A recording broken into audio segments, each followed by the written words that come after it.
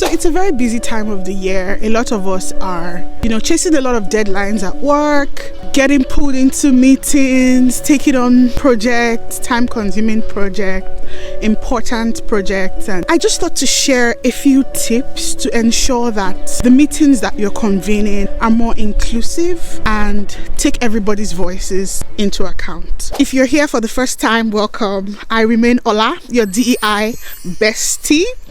And through Inclusive Earth, I help organizations and inclusive leaders get the very best out of their employees and ensure that their organizations are functioning at the highest level of productivity, innovation, and inclusion, especially by fostering a strong sense of belonging in the workplace. So I'm taking a walk.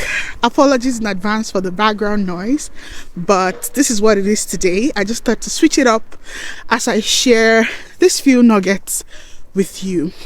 Have you ever been in a meeting where you feel like your voice is not particularly needed or valued because a particular set of people keep dominating the conversation, or a particular line of ideas and conversation is quite dominant, and even though you feel like you have something different to share, the dynamics of the meeting does not just make it, conducive for you to express yourself as much as possible. It's important for team leaders and even team members, when you can give suggestions about the setup of meetings, to ensure that meetings are not a space for single voices, and to ensure that meetings are a way to show and demonstrate to your team members actively that their voices, their ideas, their inputs are really well valued. So, tip one way you can ensure that your meetings are more inclusive is to have a clearly defined agenda for every meeting. Sometimes you get pulled into a meeting, no matter how ad hoc the meeting is, you're not quite sure why you're there, right? You maybe have a general idea, but in terms of what your contribution is and sort of what your unique input to that meeting should be, you're not quite sure. And because not everybody does their best with impromptu contributions, with, on the spot thinking, on the spot ideas, and when it's not a meeting simply for brainstorming, right? And even when it's for brainstorming, it does help to have a concrete idea of the kind of brainstorming that is going to happen in a meeting before you step into it, right? So at the most, try to circulate a very definitive agenda for the meeting. You can add prompt questions, general themes, and ideas for people to think about, and be specific about what people should be coming to the meeting expecting to contribute to or expecting to discuss. This really helps with preparing people and ensuring that, people who are a little bit shy in group conversations and dialogues can get a little bit of heads up and ensure that they're also able to make input,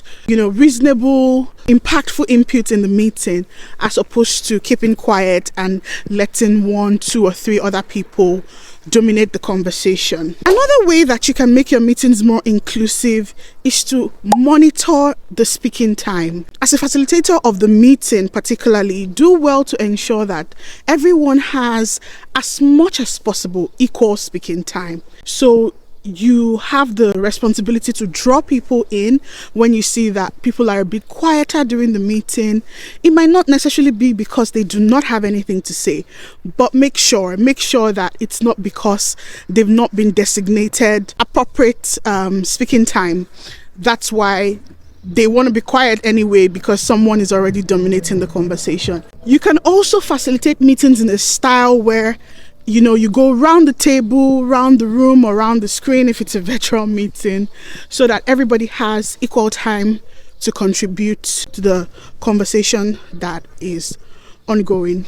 You can also have multiple forms of input. So for people who are not quite the people who would speak up in group conversations, you can have a shared document, and technology has made it so easy to do that these days.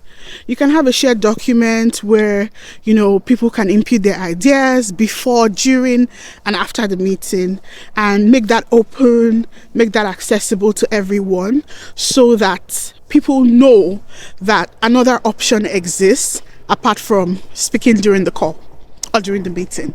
One other very soft, light, and fun strategy that I always use to make my meetings more inclusive is the use of icebreakers.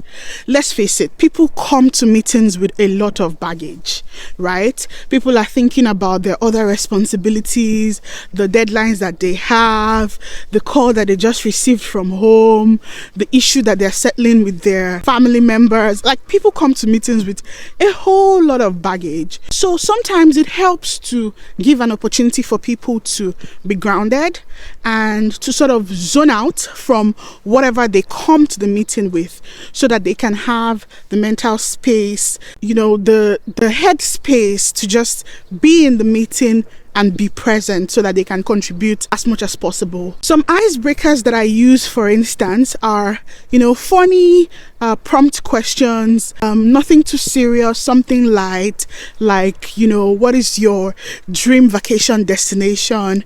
Asking that kind of question so that everyone responds just before the meeting kicks off properly. Or questions like, if you had $1 million and you had to spend it in 24 hours, how would you spend it? So I find those kind of icebreakers and little games, they take 5 to 10 minutes. I know that we're all scrambling for time, but I find them really valuable in setting the scene, getting everyone comfortable, calming nerves, especially in a context where people are doing diverse things, which is almost always the case. Like, people are involved in quite a lot and bringing quite a lot in their minds and in their head spaces to the meeting. I wonder if you also have some strategies for making meetings more inclusive. Maybe something that you've seen someone do, or something that you do yourself to make your meetings more inclusive. It would be really great to hear those ideas in the comment section. I hope you've enjoyed watching this video. Thank you very much for stopping by. See you in the next one.